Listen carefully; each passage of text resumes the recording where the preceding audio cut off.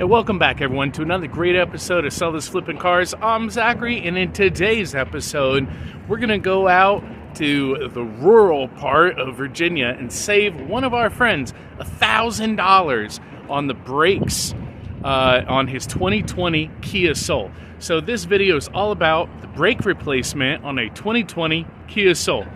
Let's jump in.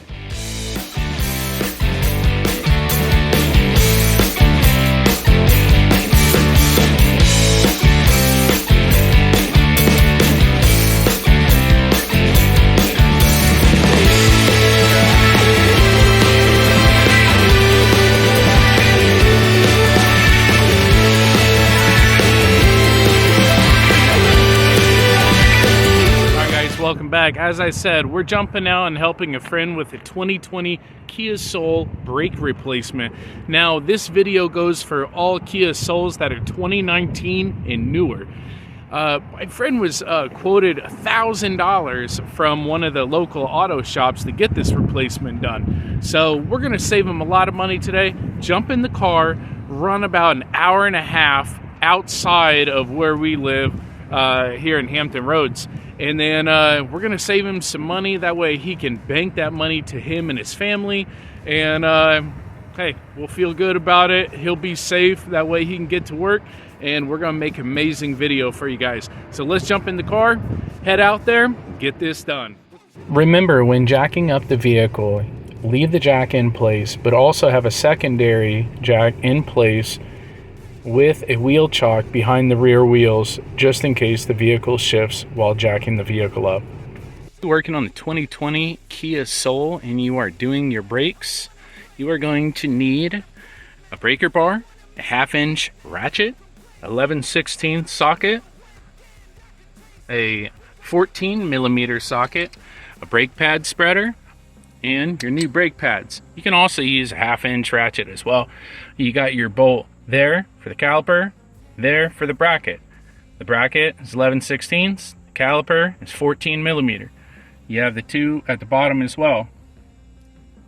One in the same place on the bracket and one in the same place on the caliper. See it right there?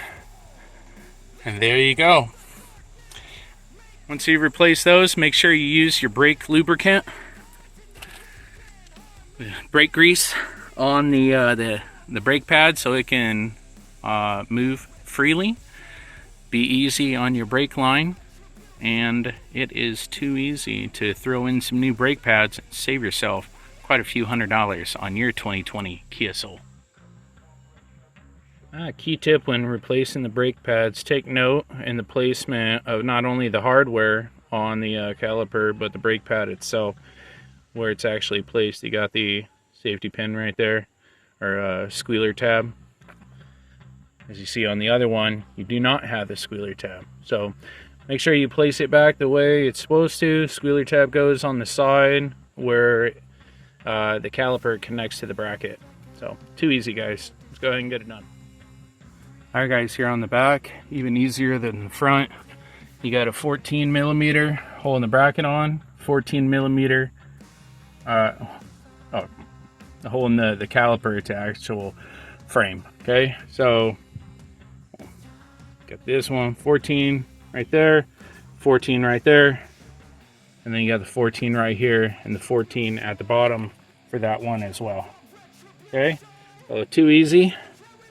Go ahead and get that. Make sure you hit it with some PB blasters so you're not, straining your muscles trying to get that thing off. Use a breaker bar if you needed, and get those.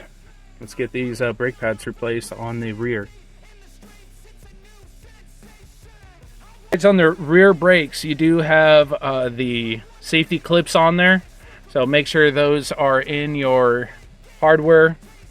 We'll be replacing those. Same thing on these brake pads. The squealer tab is on the inside where the bracket attaches to the caliper. So too easy, guys. Let's go ahead and get it done. Don't forget the brake lubricant, and when putting in the new pins on the rear brakes, put them in after you get the bracket back on the rotor. You'll find it a lot easier, and then you can put the caliper over the pads. Too easy. That way you don't give yourself a headache doing this. All right, on the front brakes, collapsing the caliper, you can use a brake pad spreader. We went ahead and used this brake pad spreader by Orion Motor Tech. I'm going to go ahead and throw the parts in the video description down below. And on the rear brakes, you're going to have to use the brake caliper rewind kit, which is also by Orion Motor Tech. And I'm going to throw the link to that tool in the video description down below as well. The other two tools you're going to need on this repair is a 14mm and a 3/4. I used an 11/16, but no worries, it also works. So 11/16, 14mm, or if you have a 3/4 and can actually find it, you can use that as well. Hope this video helps you get your Kia Soul back on the road safely without breaking the bank. Thanks for watching, everyone. Instead of the 11/16, you can also use a 17mm socket as well, or double wrenching and use a 17mm wrench and use a 19mm or a bigger wrench to double wrench it to help with the extra torque, just in case you cannot break the bolt if it's been on there for a while. Let me know in the comment section if you have any questions about your brake repair, and thank you so much for watching, everyone.